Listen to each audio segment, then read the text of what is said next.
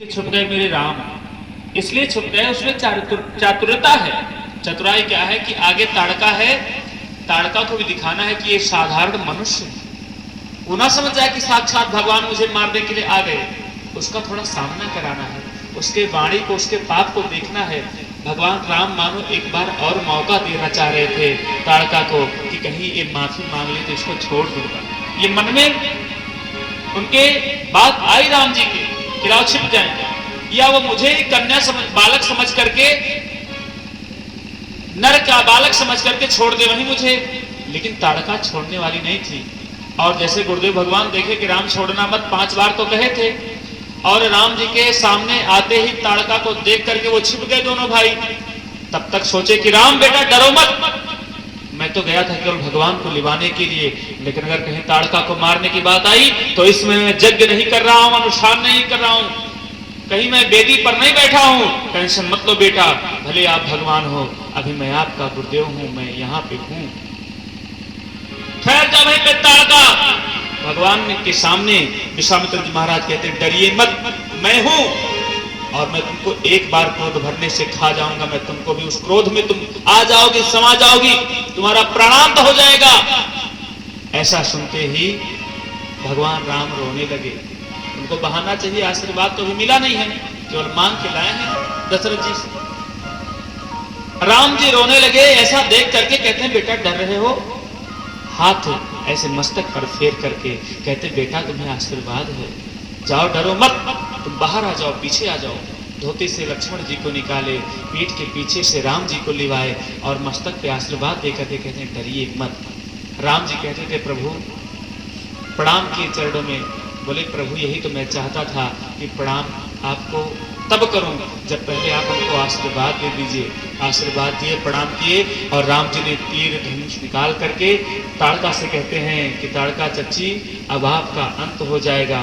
जैसे ही ताड़का खाने के लिए दौड़े हैं तैसे कहते हैं चले जात मुनि दीन दिखाई, चले जात मुनि दीन दिखाई, सुनि ताड़का क्रोध कर खाई, सुनि ताड़का क्रोध कर खाई। भगवान मारने के लिए कोई 2 बाण नहीं निकाले, एक ही बाण प्राण भर देना, एक ही बाण प्राण भर देना, तीन जान पहले पद देना, तीन जान पहले पद देना। श्री गोस्वामी जी महाराज लिखे कि एक ही बाण प्राण हर लीना। इतनी भयंकर ताड़का राक्षसी का वर्णन किया गया है।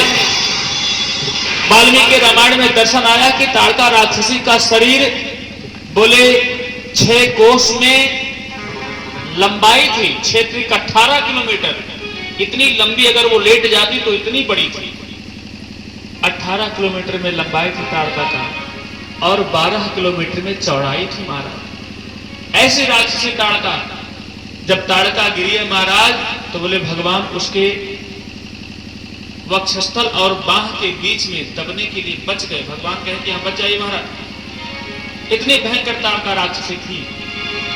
और उसके वर्णन में कहते हैं एक ही बाण प्राण हर लीना, एक से 2 बाण भगवान को नहीं चलाना पड़ा, ताड़का मर गई। बोले से ताड़का मर्दन भगवान की जय।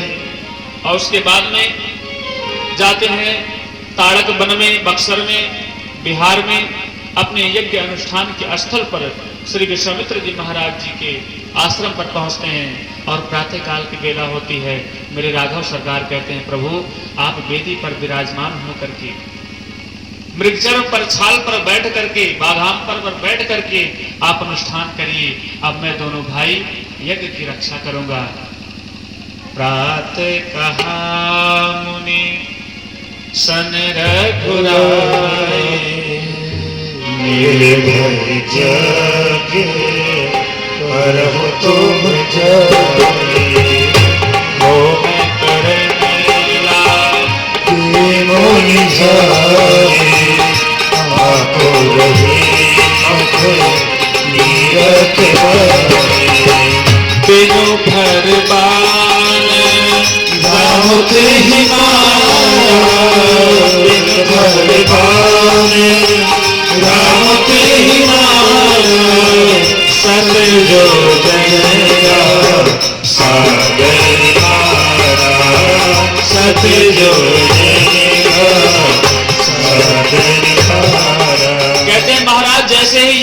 अनुष्ठान शुभारंभ किए और आहुति उसमें श्री विश्वामित्र जी महाराज डाल रहे हैं। ऊपर उसका गंध उठ रहा है, धुआं जा रहा है। ऐसा देख करके सुबाहु और मारीच आ गए वहां पर। सुबाहु और मारीच आ गए और बोले, अच्छा ये छोटे छोटे बालक जो दौड़ रहे हैं ये यज्ञ के बाहर ये रक्षा कर रहे हैं क्या? लाओ पहले इनको ही खा जाए।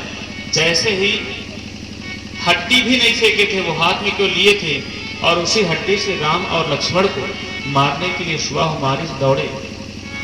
तो सुबाहु को तो राम जी ने, लक्ष्मण जी ने बिना अग्नि एक ही साथ में दोनों लोग बाण छोड़े कि एक ही साथ में ऐसा बाण मारे कि बिना फर का 7 योजन का सागर पारा। समुद्र के 100 योजन दूरी, एक योजन में 4 कोस होता है और एक कोस में 3 किलोमीटर होता है। 7 योजन माने कितना हो गया? 400 कोस, और 400 कोस माने 1200 किलोमीटर अग्नि हुआ। एक योजन में 4 कोस होता है और एक कोस में 3 किलोमीटर होता है, तो 100 योजन यानी कि 400 कोस हो गया, और 4 3 12, एक कोस में 3 किलोमीटर की 1200 किलोमीटर अग्नि हुआ। 7 योजन पारा। सुबाहु को अग्निबाण से मारे तो जल करके भस्म हो गया, और मारीच को बिना फर के, जो 3 कोने की पतंगी लगी रहती है जिसमें तेज रहता है, जैसे गोली के अग्रभाग में जीरा लगा रहता है उसमें विष रहता है, उसी प्रकार से भगवान के उस पतंगी में जो 3 कोने वाला रहता है वो जीरा रहता है, वही जलाने वाला रहता है। भगवान ने सुबाहु मारीच को मारा ऐसा बाण कि 7 योजन का सागर पारा। 100 योजन के उस पार जाकर के 1200 किलोमीटर दूर समुद्र के उस पार जाकर के गिरा। शास्त्रों में कहा गया है, संत महात्मा बताते हैं कि जहां पर मारीच जाकर के गिरा वही देश आज मॉरिशस के रूप में